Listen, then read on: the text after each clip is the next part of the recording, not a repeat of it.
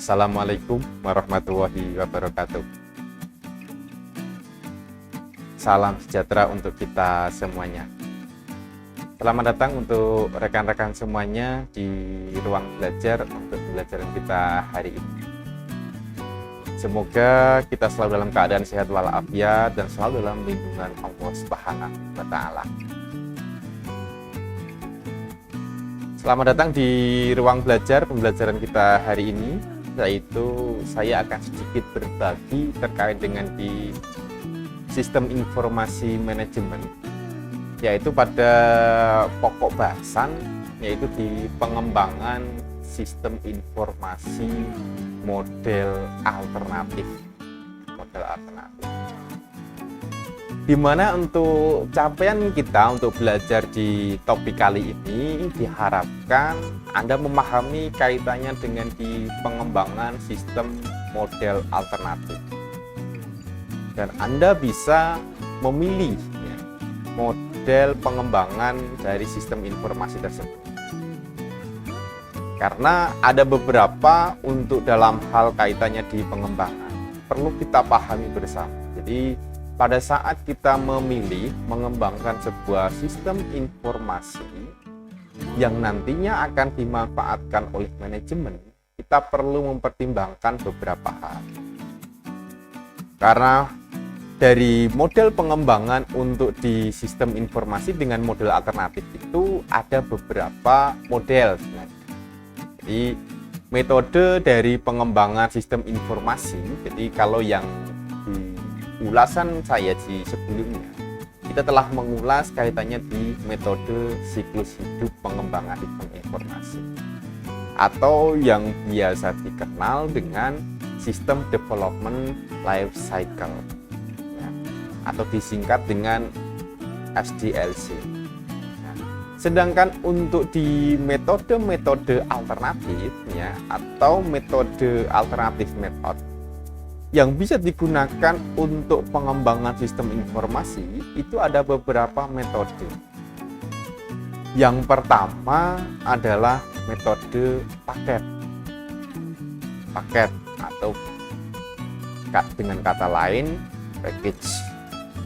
Kemudian yang kedua ada yang namanya metode pembuatan prototype atau prototyping.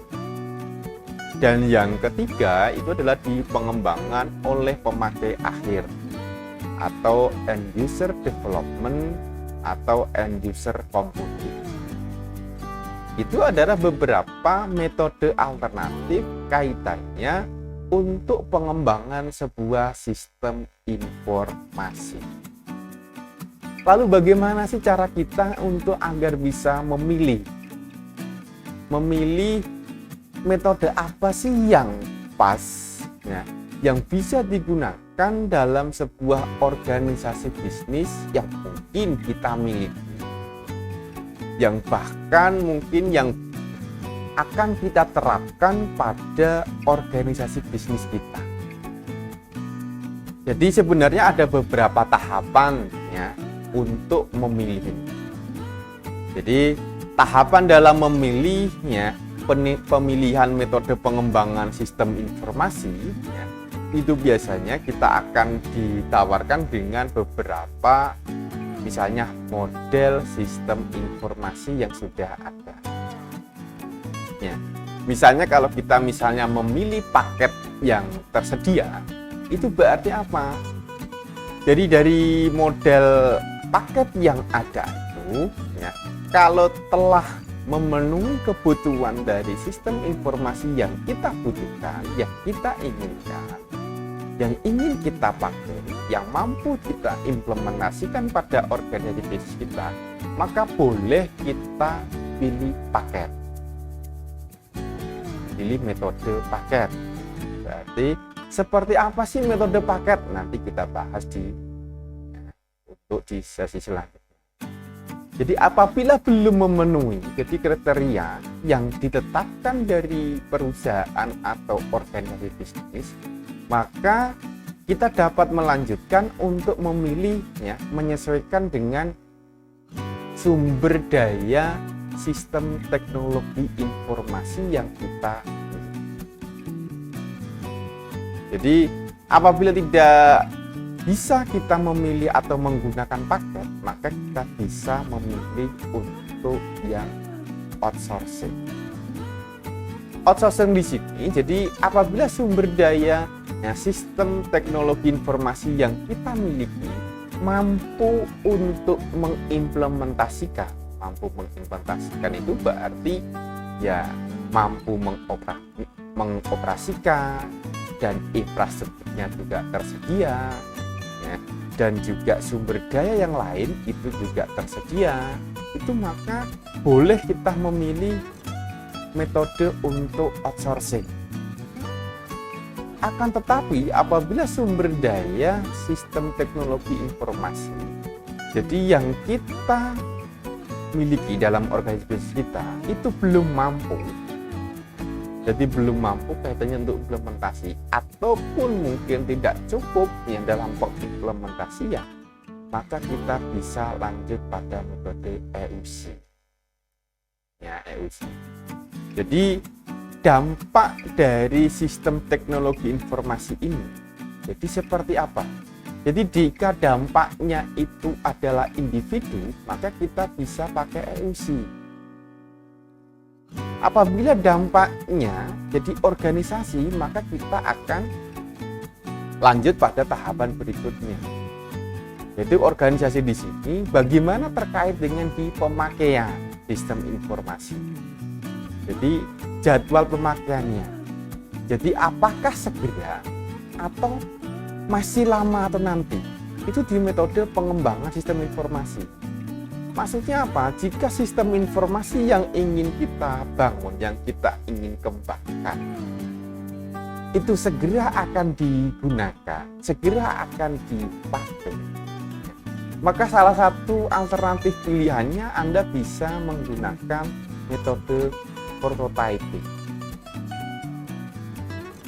Atau jika masih ada waktu, atau dalam hal ini masih lama untuk penggunaan, Anda bisa menggunakan metode SDLC atau System Development Life Cycle. Jadi menggunakan daur hidup ya, dari pengembangan untuk sistem.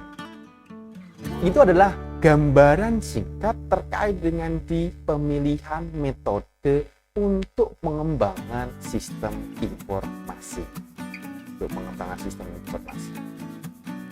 Dan yang selanjutnya yaitu apa sih sebenarnya perbedaan terkait dengan di metode ada SDLC, ada paket, ada prototyping, ya, end user computing, ya, serta outsourcing. Jadi perbedaan siapa yang mengembangkan dan mengoperasikan antara metode-metode pengembangan sistem informasi itu dapat digambarkan seperti ini. Jadi kalau kita misalnya memilih metode pengembangan sistem informasi dengan SDLC, ya, sistemnya daur hidup, ya, siklus daur hidup dari pengembang sistem informasi, itu siapa yang mengembangkan? Jadi maka yang mengembangkan itu ya bisa analisis sistem. Jadi terus kemudian kalau SDLC itu yang mengembangkan adalah analisis sistem, lalu siapa yang nanti akan mengoperasikan?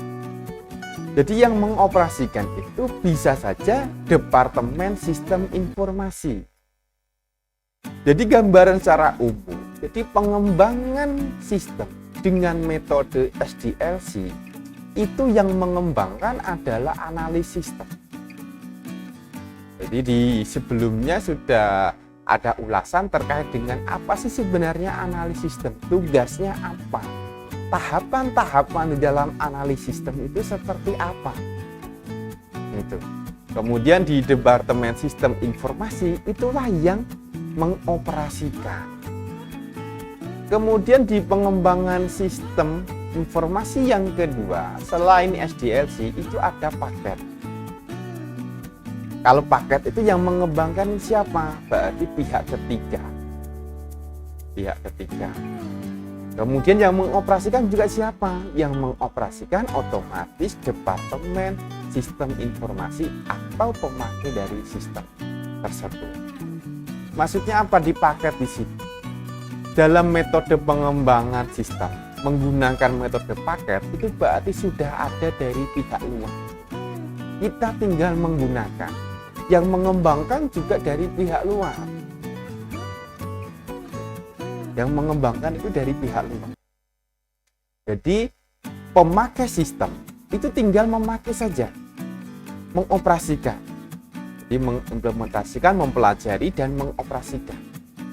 Jadi biasanya kalau penggunaan paket kita tidak bisa istilahnya customize, jadi sesuai dengan yang ada di dalam sistem tersebut. Tuh.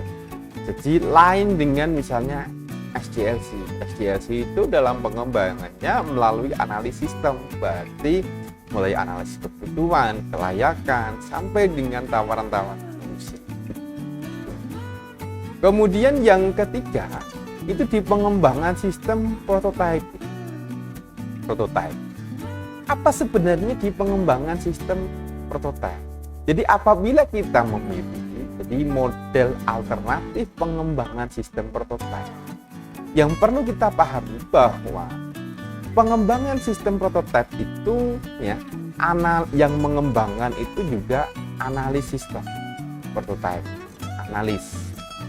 Yang mengoperasikan siapa? Yang mengoperasikan langsung kepada pemakai dari sistem itu sendiri. Itu kalau prototype. Sedangkan pengembangan sistem dengan end user computing itu yang mengembangkan itu, nah, kalau end user computing itu berarti pemakai sistem itu sendiri yang mengembangkan. Yang mengoperasikan siapa? Ya pemakai sistem. Itu end user computing. Kemudian ada outsourcing. Jadi outsourcing itu berarti apa? Kita terima bersih. Karena apa? Yang mengembangkan dari sistem itu berarti pihak ketiga, yang mengoperasikan juga pihak ketiga. Itu outsourcing. Ibaratnya kita sewa, terima bersih. Itu outsourcing. Jadi itu adalah perbedaan siapa yang mengembangkan dan mengoperasikan masing-masing dari metode pengembangan sistem alternatif. Itu gambarannya untuk perbedaan. Jadi untuk lebih dalam, jadi pada saat kita pemilihan paket perlu kita pahami.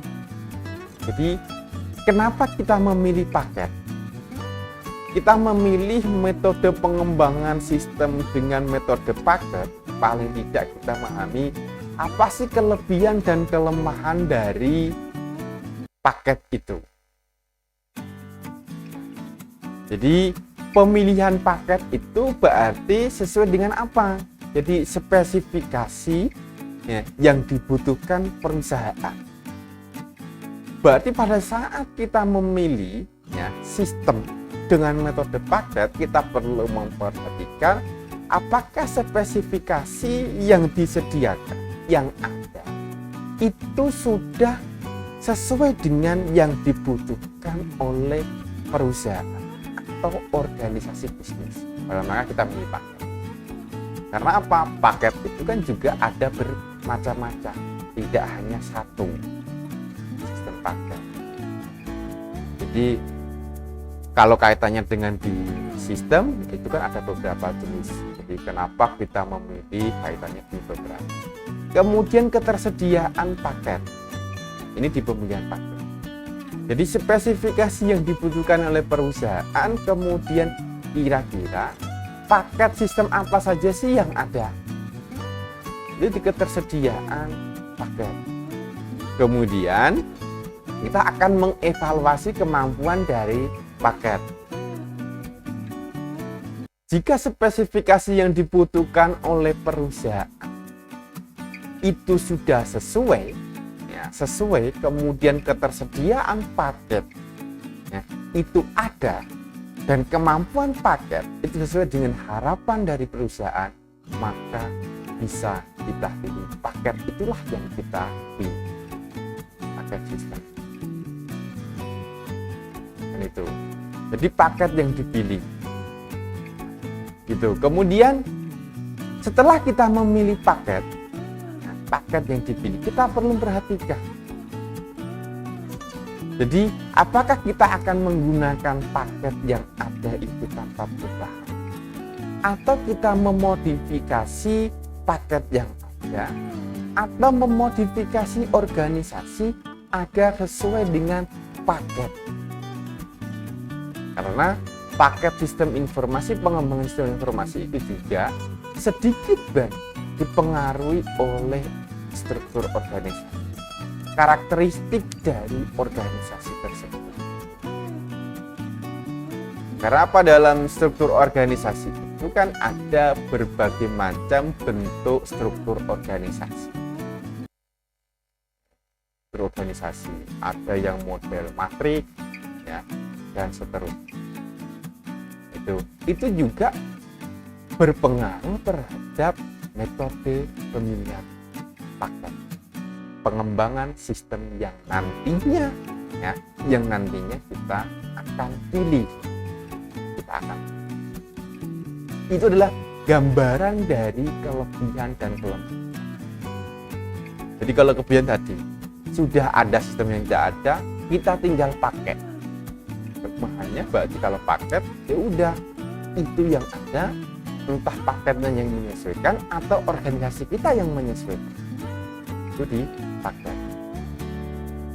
Kemudian yang selanjutnya di outsourcing. Jadi outsourcing, kita memilih outsourcing di sini, ya, perusahaan itu melakukan insourcing atau outsourcing itu berdasarkan beberapa hal.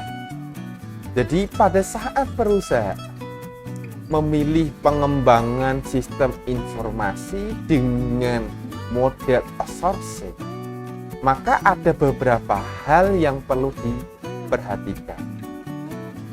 Yang pertama, berdasarkan jumlah budget yang dianggarkan. Itu penting. Kira-kira penyedia outsourcing tersebut itu mampu enggak budget yang kita anggarkan? Jadi sumber daya finansial yang kita sediakan itu mampu untuk mendapatkan itu atau tidak? Jumlah budget.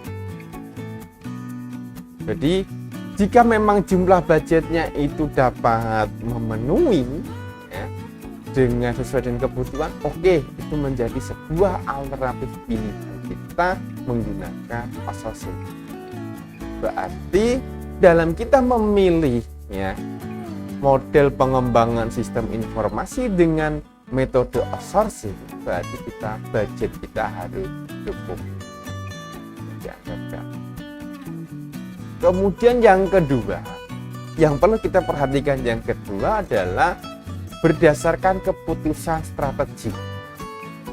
Apakah keputusan strategis kita, ya, sesuai dengan itu, memutuskan kita untuk menggunakan outsourcing, ya, mendukung atau tidak dengan keputusan strategis kita. Kemudian yang ketiga adalah berdasarkan kontribusi aktivitas teknologi informasi tersebut terhadap operasi posisi bisnis kita. Apa sih sebenarnya, ya, perlu kita perhatikan? Kontribusi aktivitas teknologi informasi tersebut dalam operasi kegiatan bisnis kita itu mempunyai pengaruh yang sebesar apa, seberapa. Jadi pada saat kita memilih outsourcing, jangan-jangan kita sudah outsourcing, budget kita sudah kita keluarkan yang cukup besar, tapi pengaruh atau kontribusinya terhadap operasi dan posisi bisnis kita itu kecil, istilahnya tidak seimbang. Makanya dalam pengembangan di sistem informasi, jadi analisis sistem informasi itu kan ada yang namanya studi kelayakan, yang salah satunya adalah di kelayakan biaya. Jadi apakah biaya yang kita keluarkan itu sebanding dengan kontribusi yang kita dapatkan terkait dengan di operasi, ya, bisnis kita serta posisi bisnis kita. Kemudian hal yang kita perhatikan lagi pada saat memutuskan untuk outsourcing adalah berdasarkan atas analisis strategik. Jadi garis strategik yang sudah ditetapkan oleh perusahaan. Itu 4 hal yang perlu kita perhatikan pada saat memutuskan sebuah perusahaan itu menggunakan pengembangan sistem dengan model outsourcing. Jadi kalau analisis strategiknya good, analisis kritikal. Jadi jika misalnya jadi rendah ke tinggi, jadi bisa digambarkan dalam sebuah grafik hubungan X dan Z. Jadi apabila kritikal kita tinggi dan strategik kita tinggi, ini adalah gambaran area yang kita daerah untuk memutuskan outsourcing. Jadi kalau kita menggunakan jenis aplikasinya dengan strategik kritikal. Kemudian berdasarkan kontribusi aktivitas teknologi informasi terhadap operasi dan posisi bisnis kita. Kita perlu perhatikan. Jadi 4 kuadran antara grafiknya, grafik 4 kuadran.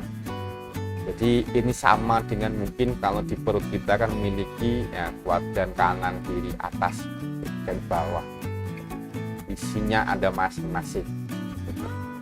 Jadi kritikal itu terkait dengan di kontribusi aktivitas teknologi informasi terhadap operasi bisnis kita yang berguna. Kemudian yang kontribusi aktivitas teknologi informasi terhadap posisi bisnis. Kita perlu perhatikan. Jadi komoditas atau base komoditas kritikal atau base source. Jadi sumber daya yang terbaik itu juga menjadi bagian. Kemudian diferensi kritikal, in-source. Kemudian ada komoditas berguna, outsource, dan diferensiasi berguna atau eliminate atau migrate. Itu terkait dengan di kritikal, komoditas, dan diferensiasi. Ini terkait dengan di kontribusi aktivitas teknologi informasi terhadap operasi dan posisi bisnis. Itu yang perlu kita perhatikan pada saat kita memilih model outsourcing. Kemudian kalau berdasarkan analisis strategik lead strategi, ini berarti apa? Hubungan antara X dan Z di mana? X-nya itu adalah ketergantungan terhadap teknologi yang sekarang. Y-nya adalah portofolio pengembangan aplikasi-aplikasi teknologi informasi di masa yang akan datang, di masa depan. Jadi ketergantungan operasi teknologi informasi terhadap teknologi informasi sekarang dikatakan tinggi. Faktornya apa? Keputusan outsourcing itu alasan untuk outsourcing apa? Kualitasnya lebih baik untuk jasa outsourcing. Kualitas lebih baik dari backup, fokus manajemen yang berbeda, fiber optik dan teknologi komunikasi, memfasilitasi solusi teknologi internasional. Itu juga tinggi. Dan rendah, jadi keputusan outsourcing, support outsourcing ini alasan untuk outsourcing apa? Jadi akses ke teknologi informasi ini lebih profesional. Kemungkinan untuk mengeluarkan karyawan kecil dan bermasalah. Mengurangi risiko arsitektur teknologi informasi yang tidak tepat. Dan jika ketergantungan operasi terhadap teknologi informasi sama-sama tinggi dengan portofolio pengembangan ya aplikasi teknologi di masa yang akan datang atau di masa depan. Jadi keputusan teknologinya outsourcing itu dikatakan tidak jika strategi. Alasannya apa? Mempertimbangkan outsourcing di sini itu membebaskan dari unit teknologi internal yang di luar kendali. Jadi apabila strateginya itu kita menghindari adanya ya pengendalian di luar organisasi bisnis, ya, itu mengurangi investasi, memfasilitasi fleksibilitas biaya dan memfasilitasi manajemen penyelesaian operasi. Kemudian keputusan outsourcing dikatakan tidak terkait dengan di turnaround adalah alasannya apa? Pertimbangannya digunakan unit teknologi informasi internal tidak punya teknologi yang dibutuhkan. Unit teknologi internal tidak mempunyai kemampuan manajemen proyek teknologi informasi. Ini berdasarkan portofolio pengembangan aplikasi masa. Ini berdasarkan analisis strategi garis. Kemudian alternatif kontrak untuk outsourcing. Jadi perlu diperhatikan cara pembelian, hubungan baik dan transaksi, serta sumber daya serta hasil. Fokus pembelian, ya. Beli dari dalam atau baik, kontrak penuh, kontrak out, ya. Pemasok terpilih, ya, atau preferred supplier, dan kontrak terpilih, preferred contractor. Ini gambarannya, ya. Kita memilih alternatif kontrak untuk outsourcing. Beli penuh, ya, kemudian kontrak penuh, ya, beli hanya di dalam saja, atau memilih pemasok atau memilih kontrak. Kemudian pertimbangan teknis untuk outsourcing, ya, terkait dengan di tingkat integritas teknologi yang rendah sama tingkat kematangan teknologi, ya. Jika beli dari dalam, ya, beli dalam atau BI, ini tingkat integritas teknologinya, ya, ini juga tinggi, ya. Kontrak penuh ini sama-sama tinggi. Nah, pemasok yang dipilih supplier ini sama-sama rendah, dan kontrak terpilih ini tingkat kematangan teknologinya tinggi, tapi tingkat integrasi teknologinya rendah. Ini yang terkait dengan di pertimbangan teknis untuk outsourcing. Kemudian di metode alternatif yang selanjutnya terkait dengan di pengembangan sistem informasi itu adalah end user development. End user development. Jadi memenuhi kebutuhan informasi dari pemakai sistem, terutama untuk sistem yang ad hoc, melibatkan keputusan-keputusan terstruktur.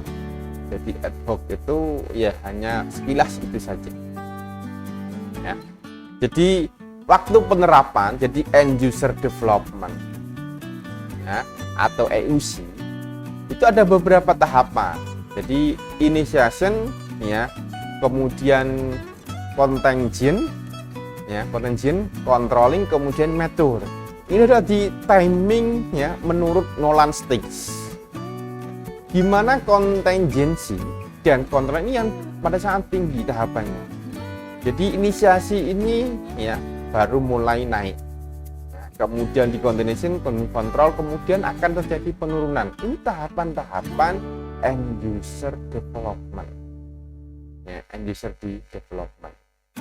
Jadi perkembangan end user development atau EUC, jadi di organisasi itu diarahkan sampai ke titik yang disebut pertumbuhan terkendali atau controlled growth, yaitu saat dimana EUC diterapkan secara optimal di organisasi, akan dikendalikan seperti itu. Itu strategi EUC. Jadi apa yang harus dilakukan? Jadi untuk mencapai, ya, titik pada pertumbuhan yang terkendali. Jadi pertumbuhan terkendali atau controlled growth, ya, ini strategi mencapai tadi ini itu dapat dilakukan dengan 3 cara, yaitu strategi akselerasi, ya, atau acceleration, ya, kemudian containment, ya, imbang atau balance. Di mana kaitannya ekspansi yang naik atau kontrol yang tinggi. Pada saat kondisi imbang, ini pertumbuhan terkendali. Ya, jadi pada saatnya terjadi akselerasi, ini strategi akselerasi, ini akan lebih banyak untuk ekspansi. Tapi pada saat containment akan lebih banyak ke kontrol. Maka yang dipilih adalah imbang, jadi pertumbuhan yang terkendali terkait dengan strategi menggunakan untuk AMC. Kemudian yang selanjutnya itu di prototyping. Jadi prototyping di sini atau prototype, nah, itu adalah bentuk dasar atau model awal dari suatu sistem atau bagian dari suatu sistem setelah dioperasikan. Jadi maksudnya, jadi prototype di sini, jadi setelah dioperasikan prototype itu, ya, ditingkatkan terus sesuai dengan kebutuhan pemakai sistem yang meningkat, akan menyesuaikan. Jadi dalam aktivitas kita memilih, ya, model pengembangan sistem informasi dengan metode prototyping, itu dimulai. Yang pertama itu identifikasi kebutuhan pemakai yang paling mendasar. Apa sih sebenarnya yang dibutuhkan oleh pemakai? Jadi ini prototyping. Jadi kita mengidentifikasi, kita menggali, ya, apa yang dibutuhkan oleh pemakai. Setelah kita mengetahui, setelah kita mengidentifikasi, mengumpulkan kebutuhan pemakai yang paling mendasar, kemudian barulah kita membangun prototipe awal.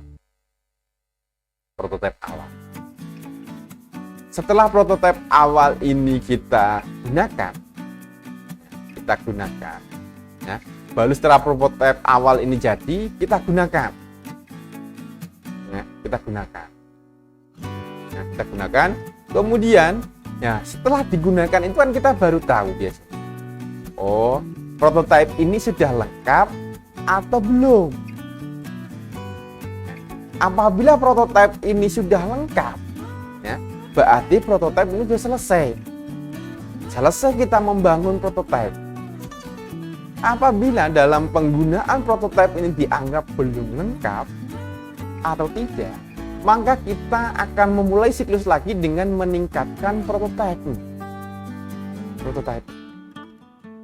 Kemudian setelah kita tingkatkan prototipenya, kemudian baru kita menggunakan prototipe tersebut. Sudah lengkap apa belum? Jika sudah, berarti aktivitas dalam kegiatan prototyping di sini selesai. Jika belum, ya akan kita meningkatkan prototyping lain. Itu dalam hal kaitannya di prototyping. Itu adalah ulasan singkat, ya, terkait dengan di pengembangan untuk sistem informasi. Metode di pengembangan sistem informasi dengan metode alternatif. Jadi ada beberapa alternatif yang bisa kita pilih, ya, bagi perusahaan dalam mengembangkan sistem informasi. Untuk selanjutnya, coba Anda nanti buatlah, ya, pengembangan sistem informasi sesuai dengan nanti tugas yang ada. Semoga ini memberikan gambaran, ya, pemahaman bagi Anda tentang teknis, ya, bagaimana sih memilih sebuah metode dalam mengembangkan sistem informasi. Semoga dengan ulasan ini menambah pemahaman kita untuk pemahaman ini, dan saya yakin ini penjelasan ini masih kurang.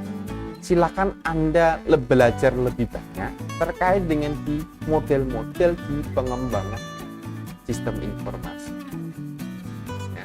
Saya akhiri untuk di ulasan terkait dengan di metode pengembangan ya, sistem informasi dengan metode alternatif ya. Wassalamualaikum warahmatullahi wabarakatuh.